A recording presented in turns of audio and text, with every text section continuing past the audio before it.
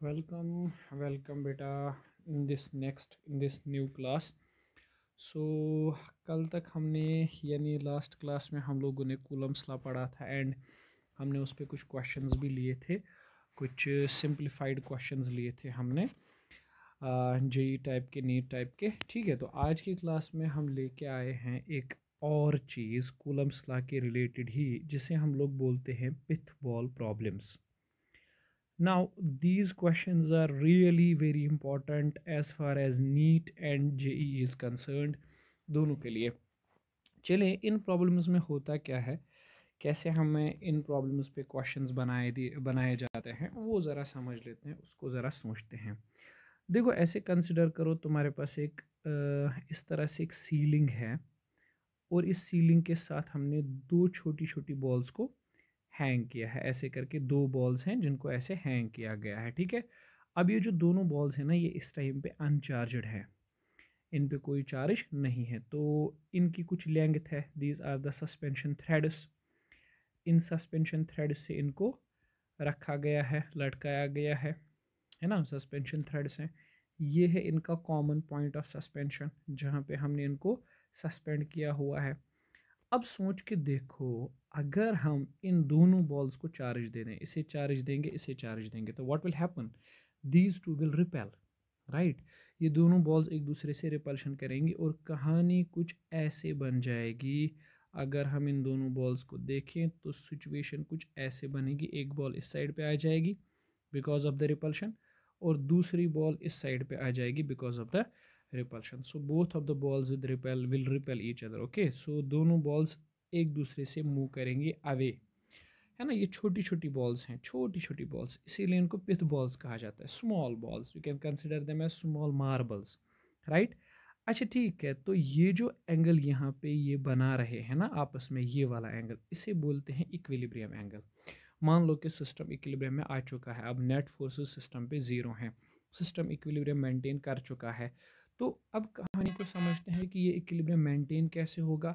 और इन क्वेश्चंस में क्या कहा जाता है ना, आपको अलग अलग पैरामीटर्स कैलकुलेट करने को बोले जाते हैं जब भी आपको ये प्रॉब्लम्स दी जाएंगी। मान लो इस पे चार्ज क्यों है, इस पे चार्ज क्यों है, ज़रा बताएं कौन कौन सा फोर्स होगा यहाँ। सबसे पहले तो इस थ्रेड के अंदर टेंशन होगा टी, है ना। और अगर मैं तुमसे कहूँ ये एंगल कितना होगा, ये थीटा है, तो ये वाला एंगल भी अगेन थीटा होगा। ठीक, ज़रा आइडेंटिफाई करो कौन कौन सा फोर्स है। यहाँ से होगा टी कॉस थीटा, राइट। यहाँ से होगा बेटा टी साइन थीटा, सिंपल। यहाँ से ये पॉजिटिव चार्जड बॉल इस पॉजिटिव चार्जड बॉल को रिपल्शन करेगी, this will be electrostatic force यानी फोर्स ऑफ रिपल्शन।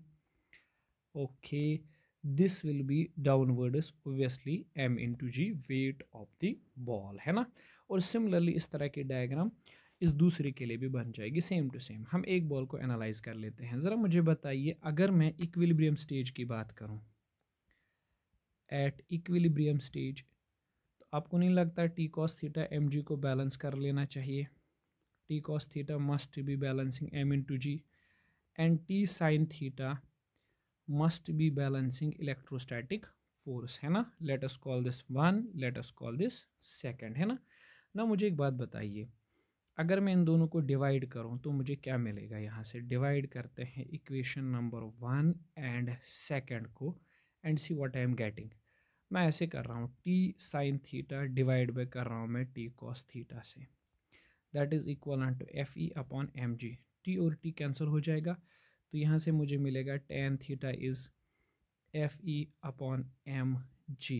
बेटा मैं एक चीज़ आपको समझा दूँ, और वो मैं आपको अभी बोल दूँ कि जहाँ कहीं पर भी पिथ बॉल वाली प्रॉब्लम आएगी ना, तो आपके दिमाग में जो सबसे पहली चीज़ आनी चाहिए वो होनी चाहिए ये वाली फार्मूला, है ना। आपके दिमाग में आना चाहिए कि एफ ई और एम जी बराबर होने, F E by M G tan theta के बराबर होना चाहिए। यानी आपको ये होना चाहिए आइडिया कि tan theta is equal to electrostatic force, electrostatic force upon M G denote क्या करता है, वेट, है ना।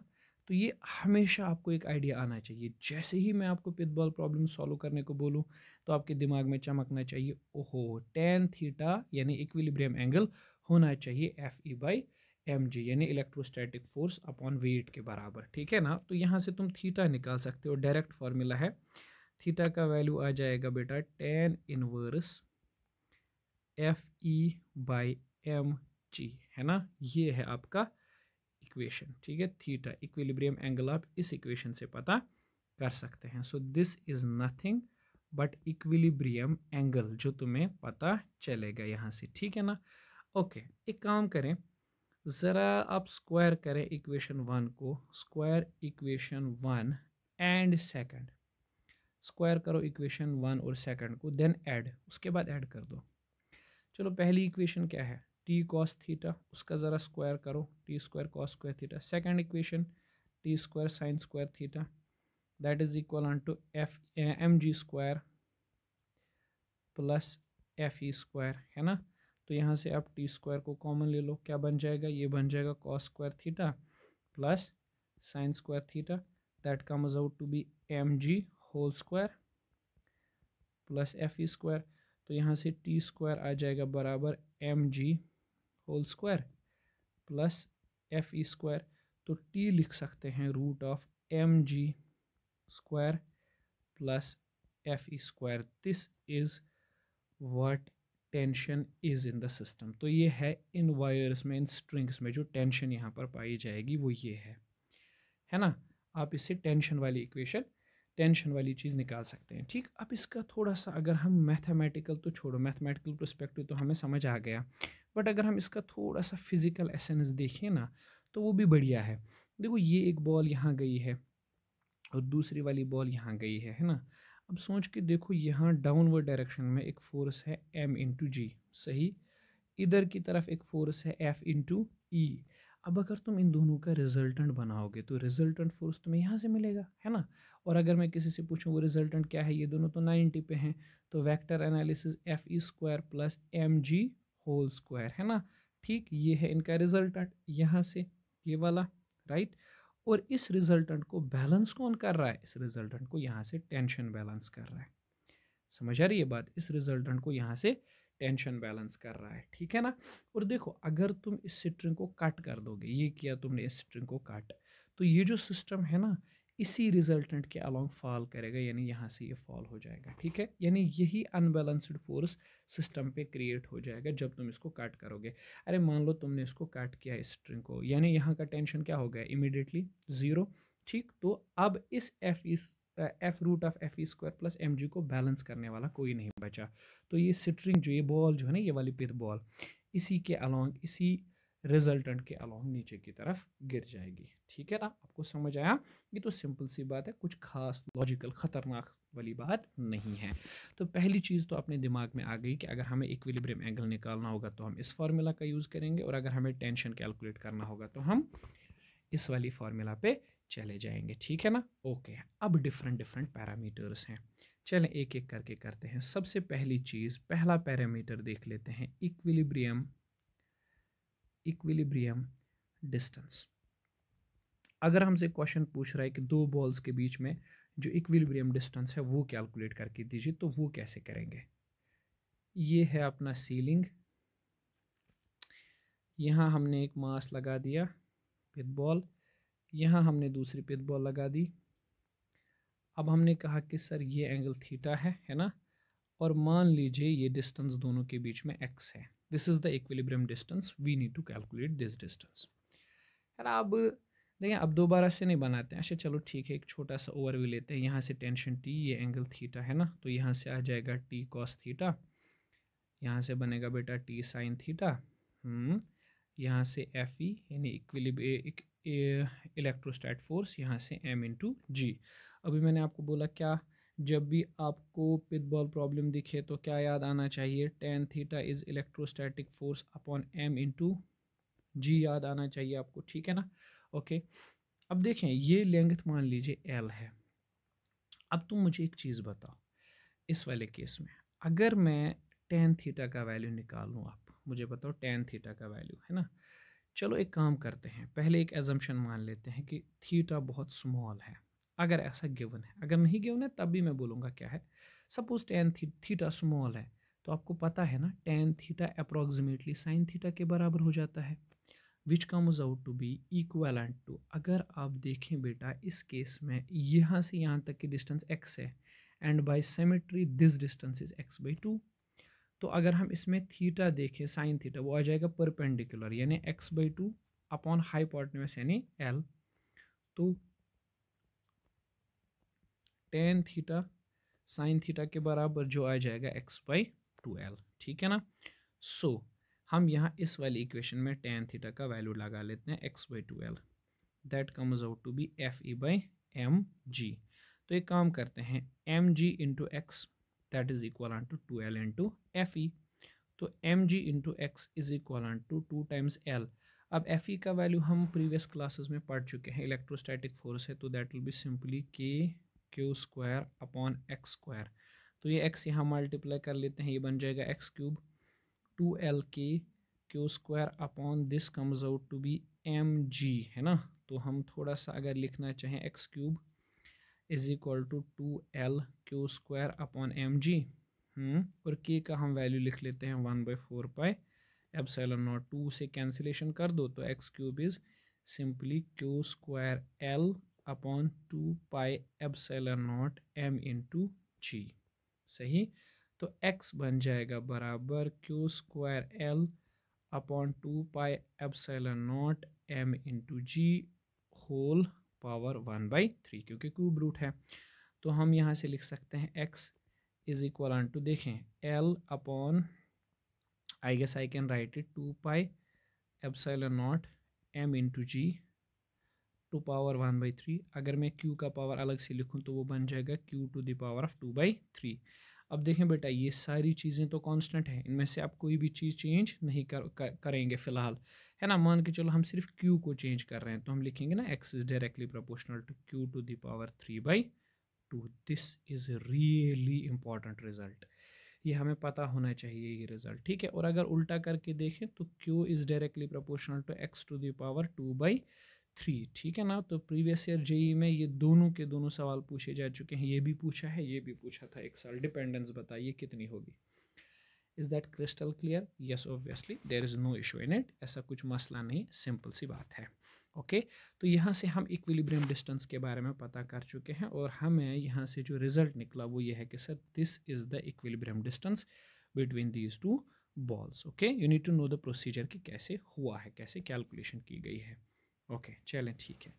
तो सर ठीक है, हमने समझ आ गया कि इक्विलिब्रियम डिस्टेंस कैसे कैलकुलेट हो रही है यहाँ पे, ठीक है ना। ओके चलें भाई आगे बढ़ते हैं। तो इक्विलिब्रियम डिस्टेंस आ गया। इसी तरह से अगर मैं तुमसे चार्ज निकालने को कहता तो आप निकालते। चार्ज ऑन बॉल्स, दोनों बॉल्स पे चार्ज निकालने को बोल देता तो आप चार्ज भी निकाल पाते इन दोनों बॉल्स पे। कैसे? चलें अच्छा ठीक है, ये वाली इक्वेशन ले लें, ये वाली। तो क्या है ये, X cube is equal to Q square L upon 2 pi epsilon naught M into G, सही। तो यहाँ बन जाएगा Q square is equal to 2 pi epsilon naught M G X cube upon L, है ना। राइट। तो क्यू बन जाएगा बराबर under root of 2 pi epsilon naught M G X cube upon L. Okay so this is the value of charge जो हमें यहाँ पे निकालने को कहा गया था कि चार्ज निकालो इन दोनों बॉल्स पर कितना होगा। So this the charge, value of charge जो हमें निकालने को कहा गया था, ठीक है। ओके नाउ एक क्वेश्चन देख लेते हैं which is important and which is too interesting, right. तब तक आप कॉपी करें, ठीक है ना। तो ये है क्वेश्चन, है ना। अब देखो क्वेश्चन क्या कह रहा है, क्वेश्चन तो सेम है, वही प्रॉब्लम वही है, ठीक है। क्वेश्चन कह रहा है कि अगर दोनों बॉल से चार्ज लीक होना शुरू कर देगा, है ना। दोनों बॉल्स को देख लो और समझ लो, क्वेश्चन कह रहा है कि दोनों के दोनों बॉल्स हैं जिनसे चार्ज लीक हो रहा है। कितनी तेज़ी से? At the rate alpha, alpha coulomb per second charge leak हो रहा है इनमें से। तो बताइए ये बॉल्स किस स्पीड से एक दूसरे के नज़दीक आएंगी। देखो थोड़ा सा क्वेश्चंस को समझो, मॉडिफाई करते हैं क्वेश्चन को थोड़ा समझने के लिए। देखो ये हमारे पास ये एक बॉल है, ये हमारे पास दूसरी बॉल है। अब देखो इन दोनों के बीच में डिस्टेंस x है, ये एंगल हम थीटा एज्यूम कर लेते हैं। अगर इस बॉल से चार्ज लीक हो रहा है ना, मान के चलो इस बॉल से चार्ज लीक हो रहा है। What is the leakage? D Q by D T. Charge कितना लीक हो रहा है पर सेकंड। इस बॉल में से भी चार्ज लीक होगा यानी D Q by D T. तो अगर चार्ज लीक होगा ना दोनों बॉल्स में से, व्हाट विल हैपन, चार्ज कम हुआ तो इनके बीच का जो इलेक्ट्रोस्टैटिक फोर्स वो भी कम होगा, एंड होगा क्या, the balls will approach each other, ये दोनों बॉल्स एक दूसरे के नज़दीक आएंगे, बिकॉज अब इनके बीच में फोर्स ऑफ रिपल्शन क्या है, कम है, और उससे ये एक्स जो है, ये डिस्टेंस जो है इनके बीच की घटेगी। तो एक्स कितनी तेज़ी से घटेगा, यानी D X by D T, that will denote the speed of balls, speed of pith balls, है ना, यानी कितनी तेज़ी से ये एक्स फॉल करेगा, कितनी तेज़ी से ये बॉल्स नज़दीक आएंगे, that will denote the speed of these. हमें यही D X by D T निकालना है, ठीक है। तो कैसे निकालेंगे, एक काम करते हैं, क्यू वाला इक्वेशन ले लेते हैं, ये Q, it is 2 pi epsilon naught M G upon L root and then there is X cube, है ना। Let us do one thing, Q is equal to, एक काम करते हैं, ये जो सारी टर्म्स है ना 2 pi epsilon naught M G upon L, ये तो सारी कॉन्स्टेंट्स हैं, इसको कांस्टेंट कर लेते हैं, और ये एक्स क्यूब है और ऊपर रूट है, मतलब ये बनेगा ना एक्स क्यूब रेस पावर 1/2, यानी ये बन जाएगा एक्स टू द पावर 3/2, क्योंकि एक्स ही है जो चेंज होगा। नाउ इस इक्वेशन को डिफ्रेंशिएट करो, डिफ्रेंशिएट अब वो इक्वेशन विद टाइम, है ना, टाइम के साथ, तो बताएं क्या बनेगा, D Q by D T, ये जो रूट में टर्म है ये तो कांस्टेंट है ना, it will be 2 pi epsilon naught M G upon L, साथ में रूट, और ये बन जाएगा 3/2, put the power down, X to the power 3/2 -1, और internal differentiation D X by D T, chain rule ना, हम समझ गए। तो D Q by D T that will be simply, वहाँ बन जाएगा 3/2, एक्स का पावर क्या है 3/2 -1, मतलब वो बन जाएगा 1/2, और ये आ जाएगा 2 pi epsilon naught M G upon L, साथ में D X by D T. अब देखो D Q by D T हमें गिवन है, किस रेट पे चार्ज लीक हो रहा है, अल्फा, तो ये D Q by D T तो अपने को पहले से ही पता है अल्फा, है ना। तो एक बात बताइए, अल्फा इज इक्वल टू 3/2, ये एक्स का भी पावर 1/2 और ये भी रूट है, तो बेटर है ना हम इसको ऐसे लिखें, एक्स का पावर 1/2 है ना, तो इसको भी रूट में ही लिख लेंगे, और D X by D T क्या डिनोट करता है, वेलोसिटी को, let's write by V, which implies V is equal to, इसको इधर लेके जाओ 2/3 alpha root of L upon 2 pi epsilon naught mg into x, so by this denotes the velocity, है ना, हम लिख सकते हैं v is directly proportional to x पे डिपेंडेंस देखो x to the power -1/2, ठीक है। This is the important conclusion, JEE का प्रीवियस ईयर का क्वेश्चन आया हुआ है कि ये जो वेलोसिटी होगी किसके प्रोपोर्शनल होगी, तो आपका आंसर वेलोसिटी जो है वो x टू द पावर -1/2 के प्रोपोर्शनल होगी, ठीक है। और अगर तुमसे एग्जैक्ट वैल्यू पूछे तो this is the exact value of speed with which these two balls will approach each other, am I right, obviously I am right, ठीक। ओके चलें, अब इसी तरह से कुछ और भी क्वेश्चंस हैं जिनको हम देख लेते हैं, कुछ अच्छे सवाल और भी हैं, लेट अस सी नेक्स्ट क्वेश्चन।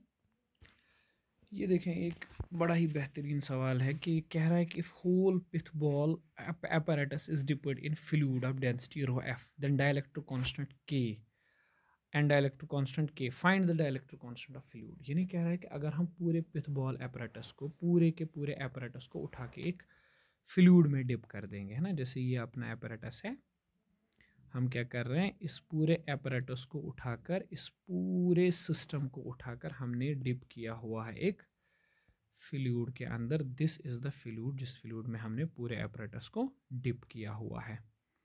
तो अब आपको बताना है इसका डेंसिटी जो है ना, इस apparatus, इस फ्लूइड का, दैट इज रो एफ। आपको बताना है इसका डाइलेक्ट्रिक कांस्टेंट के, स्मॉल के कितना है, ठीक है। चलिए देखें, एक फ्लूइड का और इलेक्ट्रोस्टैटिक की कॉम्बिनेशन है ये। चलो एक काम करो, इस बॉल की डेंसिटी मान लो रो बी माने आप इस बॉल की density, rho B is the density of this ball. अरे किसी न किसी मटेरियल से तो बनी है ना ये बॉल, तो उस बॉल की डेंसिटी क्या बताया मैंने, क्या याद आना चाहिए, जैसे ही पिथ बॉल प्रॉब्लम आए, ये थीटा है ना, तो बताया मैंने tan थीटा किसके बराबर, इलेक्ट्रोस्टैटिक फोर्स अपॉन वेट, क्या फ्लूइड के इंट्रोड्यूस करने से, यानी जब हमने फ्लूइड इंट्रोड्यूस किया, फ्लूइड हमने यहाँ पे लगाया तो उस फ्लूइड के इंट्रोडक्शन के बाद, यानी फ्लूइड जब आया उसके बाद भी तुम्हें लगता है कि इलेक्ट्रोस्टैटिक फोर्स और वेट उतना ही होगा जितना था? नहीं, इलेक्ट्रोस्टैटिक फोर्स भी चेंज हो गया होगा। क्या वो बढ़ चुका होगा या घट चुका होगा? सर प्रीवियस क्लासेस में पढ़ाया आपने, वो फोर्स घटना चाहिए। और वेट, वेट तो सर हम फ्लूइड मैकेनिक्स से पढ़ चुके हैं, वेट भी घटता है। अपरेंट वेट होता है सिस्टम का जब हम उसको फ्लूइड में इमर्स करते हैं। तो दोनों चीज़ें देखते हैं। देखो हमें पता है, अगर हम वेट की बात करें ना, जैसे मैं तुम्हें एक आइडिया बताता हूँ 11th का, अगर आपको याद नहीं है तो, फ्लूइड डायनेमिक्स का। जैसे देखो, अगर हमारे पास कोई इस तरह से एक फ्लूइड है और उस फ्लूइड में हमने क्या किया हुआ है, उस फ्लूइड में हमने एक बॉल रखी हुई है जिसकी डेंसिटी है रूह बी, फ्लूइड की डेंसिटी है रूह F.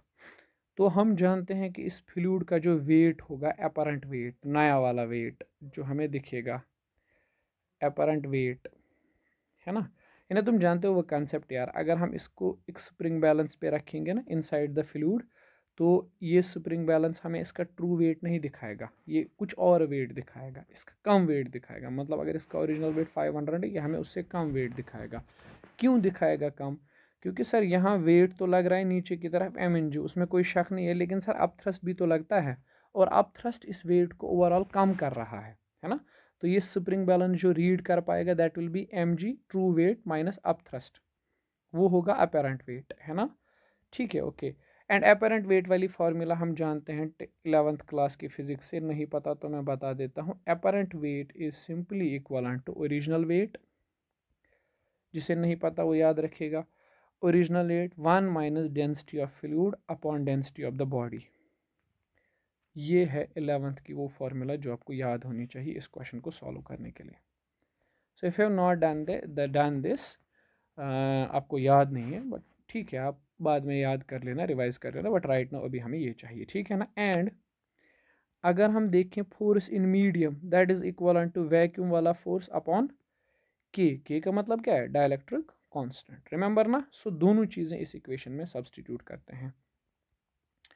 So tan theta comes out to be, this is simply F M upon apparent weight, है ना। ओके, ये तो हो गया after introduction of fluid. After introduction of fluid, जब हमने फ्लूइड इंट्रोड्यूस किया था। अगर फ्लूइड नहीं होता तो तुम क्या लिखते? tan theta is F naught by W original, है ना। मैं ये कह रहा हूँ without introduction of fluid, without fluid, fluid के बगैर तो यही इक्वेशन बनती, और फ्लूइड के बाद वो इक्वेशन बन रही है। तो कौन सी चीज़ें जो दोनों में सेम है? थीटा, थीटा थोड़ी चेंज हुआ है। तो ज़रा मुझे एक बात बताइए, तो हम यहाँ पे ऐसे लिख सकते हैं दोनों इक्वेशन से, फ्रॉम इक्वेशन 1 एंड 2 वाली इक्वेशन का यूज़ करके आप बोल सकते हैं कि F M is equal to, यानी sorry, F M by W apparent obviously is equal to F naught by original weight, सही। तो एफ एम को मैं लिख सकता हूँ एफ नॉट अपॉन के, और अपरेंट तो आपको ये दिख रहा है, that is original into 1 minus रूह ऑफ फ्लूइड अपॉन रूह of body, obviously this is F not upon original wait. तो जो टर्म्स कैंसिल हो रही हैं उनको कर दीजिए, ये और ये कैंसिल, ये और ये कैंसिल, तो ये बन जाएगा बेटा 1 upon K. This can be written as, अगर इसको क्रॉस मल्टीप्लाई करें तो density of fluid upon density of body, density of body minus density of fluid, है ना, that comes out to be 1। तो डाइलेक्ट्रिक कांस्टेंट के का वैल्यू density of body upon density of body minus density of fluid, this comes out to be the dielectric constant of this whole system, right, obviously right, है ना। तो ठीक है, तो ये रहा सिस्टम का डाइलेक्ट्रिक कांस्टेंट, है ना। इस फार्मूला से आगे से you don't need to solve it, but always try to remember this, this is the equation, ये आपके काम आएगी हमेशा, है ना। चलें नेक्स्ट क्वेश्चन करते हैं। चलें ये वाला क्वेश्चन देखें, ठीक है। यहाँ तक तो कर लिया था आपने। If you want to copy you can take the short screenshot. Right ना, हम आगे चलते हैं। देखो अब ये क्वेश्चन देखो, 2013 नीट का सवाल, बहुत ही अच्छा क्वेश्चन है। 2013 का क्वेश्चन कह रहा है कि भाई आपके पास दो पिथ बॉल्स हैं जिन पे चार्ज सेम है, उनको सस्पेंड किया गया है एक कॉमन पॉइंट से। देखें, पहले उनको इस तरह से सस्पेंड किया गया था, बाद में इसको ऐसे सस्पेंड किया गया, मतलब पहले डिस्टेंस y थी, अब यहाँ पे डिस्टेंस बन चुकी है y/2। तो आपको ये बताना है कि पहले अगर इनके बीच में सेपरेशन r थी, बाद में सेपरेशन r डैश हो गई है, तो r डैश कितना है अगर सिस्टम पहले भी इक्विलिब्रियम में था और बाद में भी सिस्टम इक्विलिब्रियम में ही है ना।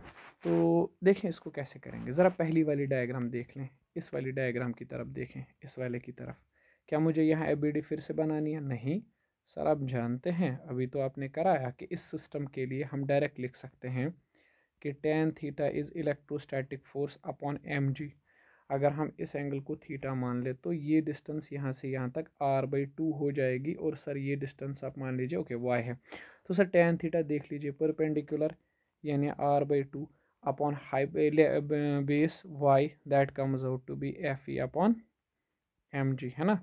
तो क्या मैं ऐसे लिख सकता हूँ r/2y is equal to FE upon mg।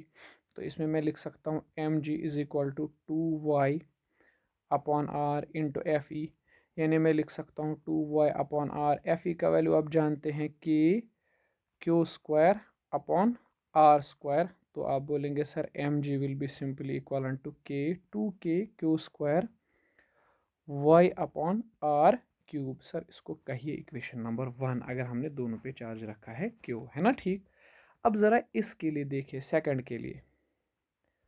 Second के लिए तो आप सीधी सी बात मुझे बताएंगे कि सेकंड के लिए क्या आएगा। सर अब जो एंगल यहाँ पे होगा ये थीटा नहीं होगा सर, अब तो ये चेंज हो चुका होगा, अब ये थीटा डैश होगा। और सर यहाँ से यहाँ तक की डिस्टेंस r'/2 हो गई होगी, चार्ज तो सेम ही है।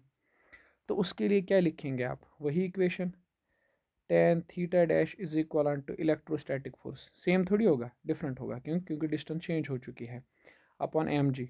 अच्छा tan थीटा डैश कितना आएगा, देखो परपेंडिकुलर विल बी r'/2 और बेस विल बी y/2। तो it will be r dash upon 2 y/2, that is equal to FE dash upon mg। 2 और 2 कैंसल, r dash upon y, that is FE dash upon mg।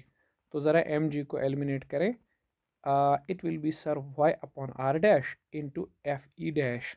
तो this will be sir y upon r dash.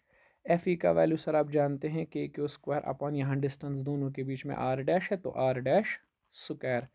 This will be sir equal to k² y upon r dash cube. तो let us call this equation number second, ठीक है ना। तो अब आप equation number 1 and second को देख लें क्या बन जाएगा ये, है ना। तो फ्रॉम इक्वेशन नंबर 1 एंड 2 देखें, इक्वेशन 1 से तो हमें मिला 2k² upon r³ into Y is equal, यहाँ से मिल रहा है k² upon r dash cube into Y. तो जो टर्म्स कैंसिल हो सकती हैं उनको निपटा दीजिए, यहाँ से बचेगा 2/r³ इज इक्वल, यहाँ से बचेगा बेटा 1/r डैश क्यूब, है ना। तो r dash cube will be simply r³ upon 2।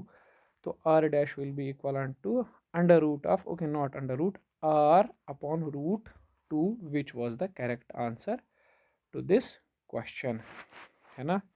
Not r upon root 2, no no no no, कहीं तो मिस्टेक है, ये क्यूब रूट है तो क्यूब रूट ऑफ 2, है ना।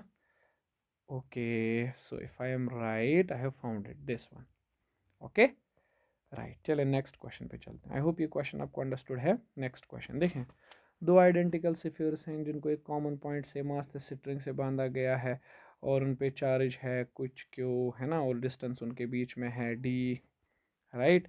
डिस्टेंस उनके बीच में है d इनिशियली, ठीक है। तो क्वेश्चन कह रहा है देखें, the charge begins to leak from both the spheres at the constant rate. तो हमें बताना है velocity of approach, velocity of approach बताना है जो x के साथ चेंज होगी। पहले तो डिस्टेंस d थी, लेकिन जब चार्ज लीक होना शुरू कर देगा दोनों के बीच की डिस्टेंस जो है वो x बन जाएगी। तो अब वेलोसिटी किस तरह से इस x पे डिपेंड करती है, देखो बेटा अभी अभी कराया मैंने। इस केस में velocity is directly proportional to x to the power -1/2। Do we need to solve it, see I have done it here, किया ना अभी लीकेज ऑफ चार्ज, ठीक। तो ये सवाल तो बड़ा सिंपल है ना। तो ये पिथ बॉल प्रॉब्लम्स हैं, है ना। अच्छा एक काम करते हैं, एक लास्ट क्वेश्चन ले लेते हैं इसी क्लास का, and then will be concluding it. Next class में हम सुपर पोर्शन पढ़ेंगे। Suppose the charge of proton and electron differ slightly. हम जानते हैं इलेक्ट्रॉन और प्रोटॉन का चार्ज बराबर होता है ना। अगर ये प्रोटॉन है ये इलेक्ट्रॉन है, दोनों का चार्ज बराबर है, एक का प्लस है एक का माइनस है। अब क्वेश्चन कह रहा है एज्यूम कर लो कि डिफरेंस है दोनों के चार्ज में कितना। One of them is minus E, electron को तो माइनस ई है, और प्रोटॉन का है E plus delta E. Okay, proton का ई प्लस डेल्टा ई ये सपोज किया गया है, ऐसा होता नहीं है, डिफरेंट नहीं है, सेम है। एंड कह रहा है कि if the net electrostatic force and gravitational force between two hydrogen atoms placed at distance D much greater than atomic size is zero. दो हाइड्रोजन एटम्स के बीच में नेट फोर्स जीरो है। अब ऐसा कैसे होगा दो हाइड्रोजन एटम्स के बीच में नेट फोर्स जीरो हो? देखो कैसे, इस हाइड्रोजन एटम पर जो भी नेट चार्ज होगा और इस हाइड्रोजन एटम पर जो भी नेट चार्ज होगा उसकी वजह से ये दोनों रिपेल करेंगे। तो चले मान लीजिए ये है फोर्स ऑफ रिपल्शन दोनों के बीच में, और अपने मासेस की वजह से इनके बीच में होगा ग्रेविटेशन फोर्स। तो अट्रैक्शन फोर्स और ग्रेविटेशन फोर्स क्या होंगे? बराबर, तभी तो नेट फोर्स जीरो होगा। गुड। चले एक काम करते हैं, देखते हैं चार्ज ऑन हाइड्रोजन एटम। एक हाइड्रोजन एटम पे कितना चार्ज है? अब तुम जानते हो हाइड्रोजन एटम में एक प्रोटॉन होता है, हाँ, न्यूक्लियस में, और एक इलेक्ट्रॉन होता है। न्यूट्रॉन का तो चार्ज है ही नहीं, हम प्रोटियम की बात कर रहे हैं, आइसोटोप की नहीं हो रही है बात। प्रोटॉन का चार्ज जो दिया गया है E plus delta E, plus electron का चार्ज जो है माइनस ई। तो एक एक हाइड्रोजन का चार्ज आया फिलहाल डेल्टा ई, तो इसका चार्ज भी डेल्टा ई है और इसका चार्ज भी डेल्टा ई है, दोनों के बीच में डिस्टेंस आर है। तो कब बैलेंसिंग होगी? जब रिपल्शन फोर्स और ग्रेविटेशन फोर्स बराबर होगा। रिपल्शन फोर्स कितना होगा? के, एक पे चार्ज है डेल्टा ई Q1, दूसरे पे भी चार्ज है delta E Q2 upon R square. This is equal to gravitational G mass of the hydrogen atom into दूसरे का भी mass of hydrogen atom upon R square. Distance तो सेम है, तो कैंसिलेशन कर लें, ये बनेगा delta E square into K is equal to G into M H square, है ना। बोलना क्या है? Then delta E, delta E कितना होगा? तो हम लिख सकते हैं delta E square is equal to G M H square upon K. तो हम बोलेंगे delta E is root of G by K M H. अब सिर्फ ऑर्डर की बात हो रही है और किसी चीज़ की नहीं, we are talking about order, है ना। तुम ऑर्डर निकाल सकते हो, कैसे करके? हम वो तो सिंपल है ना, जी का वैल्यू तुम जानते हो 6.67 10⁻11, तो यहाँ ऑर्डर आएगा 10⁻11, ठीक है। इसी तरह से के का वैल्यू 9 इंटू 10⁻9, यहाँ ऑर्डर आएगा 10⁻9। और मास ऑफ हाइड्रोजन की बात करें तो दे के है, देखो यहाँ आएगा 10⁻7, तो ये सारे वैल्यू सब्सटीट्यूट कर लेंगे। Delta E is root of G का वैल्यू 10⁻11, के का वैल्यू 10⁻9। मैं ये नहीं कह रहा ये एग्जैक्ट है, मैं तो कह रहा हूँ ऑर्डर निकालना है 10⁻27। तो delta E is approximately order के हिसाब से -11 -9 -27, this will B -20 into -27, this comes out to be 10⁻10 into 10⁻27, this is 10⁻37, ठीक है। Okay, let me verify the answer. ये आ गया ना 10⁻7, एंड यही इस क्वेश्चन का सही आंसर है ना। ऑप्शंस में 10⁻37, जी बिल्कुल यही ऑप्शन है करेक्ट इसका, ठीक है। आई होप अब आपको पिथ बॉल वाली प्रॉब्लम्स आ जाएंगी और आपको समझ आ गया कि हम किस तरह से ये इक्विलिब्रियम सिचुएशंस वगैरह हैंडल करते हैं पिथ बॉल्स के केस में, है ना, ठीक। देयर में भी मनी सिचुएशंस। अच्छा, एक और छोटी सी बात समझते हैं। एक बार हमसे ये पूछा गया था कि अगर हम इस सिस्टम को स्पेस में लेके चलेंगे, अगर इस पूरे सिस्टम को स्पेस में लेके जाएंगे तो व्हाट विल हैपन। तुम सोचो, तुमने इस पूरे सेटअप को स्पेस में ले लिया, तो भाई इस सेटअप को स्पेस में लेके जाने से क्या होगा? टेंशन तो इधर है, एफ इधर है, एम जी नहीं नहीं नहीं नहीं सर, स्पेस में तो होगा ही नहीं, एम जी को गायब कर दो, है ना। तो सिर्फ बचे यही दो फोर्सेस सिस्टम पे। इन दोनों का रिजल्टेंट कहाँ से आएगा? इधर से एफ आर रिजल्टेंट। तो क्या होगा? ये बॉल ऊपर की तरफ जाएगी, इस तरह से ये बॉल भी ऊपर की तरफ जाएगी, एंड कुछ टाइम के बाद विल सी दैट सिस्टम की हालत कुछ ऐसे हो गई है। एक बॉल यहाँ से चिपक गई है सीलिंग के साथ, एक बॉल यहाँ से चिपक गई है सीलिंग के साथ। तो अगर मैं पूछूँ ये एंगल कितना, यू विल बी सेइंग 90। ये एंगल कितना 90, तो सिटरिंग्स के बीच का एंगल कितना 180। और मैं पूछूँ इस टाइम पे सिटरिंग में टेंशन कितनी होगी, तो आप बोलेंगे सर ये रही एक बॉल, ये रही दूसरी बॉल, ये सेंटर है सर, देख लीजिए ये टेंशन यहाँ होगा, ये टेंशन यहाँ होगा सर, दोनों के बीच में डिस्टेंस, अगर ये एल है ये एल है, दोनों के बीच में डिस्टेंस होगी 12। और टेंशन फोर्स जो होगा यहाँ पे वो होगा एफ ई के बराबर। तो टेंशन फोर्स विल बी के, इस पे क्यू चार्ज, इस पे क्यू चार्ज, तो Q square upon distance is 12 whole square. तो this will be K into Q square upon 4L square. This will be the tension on the system, system पे यही tension होगी। ठीक है, simple. So will meet you in next class with some more great numericals and superposition rule, which is very important for NEET and JEE. So till then, bye bye, take care.